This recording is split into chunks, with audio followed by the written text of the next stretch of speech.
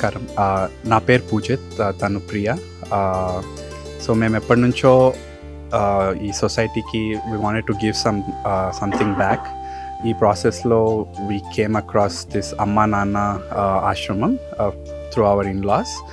So donate చేసే ముందు we wanted to come here and ఒకసారి చూసి ఫెసిలిటీ అసలు ఏం చేస్తున్నారు, ఎలా చూసుకుంటున్నారు మెంటల్లీ అన్స్టేబుల్ పీపుల్ని అని ఇక్కడికి వచ్చి చూడడం జరిగింది. వచ్చాక we felt like really surprised how clean it is.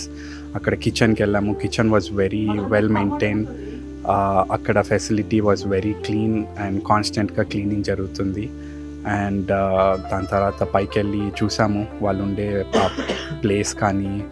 4th ఫ్లోర్లో there is a medical facility, even that is pretty good. అక్కడ బెడ్స్ కానీ అక్కడ ఉన్న అకామిడేషన్స్ అంతా చాలా క్లీన్గా పెట్టారండి. బేసికలీ ఇక్కడికి వచ్చి we wanted to see okay మనం కాంట్రిబ్యూట్ చేస్తున్నాము, but is it going to a good యూజా కాదా అని చూడడానికి వచ్చినప్పుడు we were satisfied and more than happy to come back and give back more.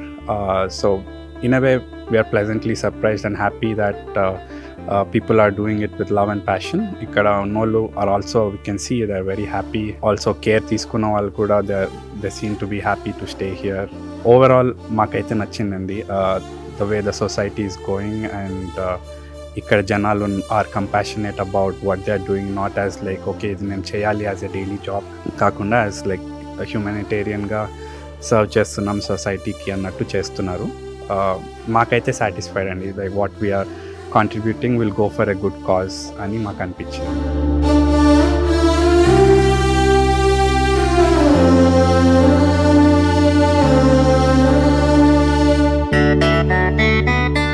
అమ్మా నాన్న అనాథాశ్రమంలోని అభాగ్యుల ఆకలి తీర్చేందుకు మానవతామూర్తుల అన్నదాతల సహాయాన్ని కోరుతున్నాము.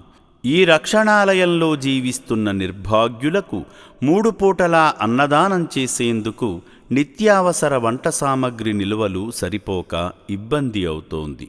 ఈ స్థితిలో ఆకలి తీర్చే మానవతామూర్తుల సాయం కోసం ఈ అభాగ్యులు ఆశగా చూస్తున్నారు. దయగల దాతలారా, వీళ్ళు మీ బిడ్డలే అనుకుని నిత్యావసర వంట సరుకులను అందిస్తే వాళ్ల ఆకలి తీరడం ద్వారా ఆ పుణ్యమంతా మీకే దక్కుతుంది. సేవాభావంతో మీరిచ్చే కేజీ బియ్యంతో 4 అభాగ్యులు కడుపు నిండా తింటారు. 3 పూటల 1800 మంది ఆకలి తీర్చాలంటే ఎంత కష్టమో ఒక్కసారి ఆలోచించండి.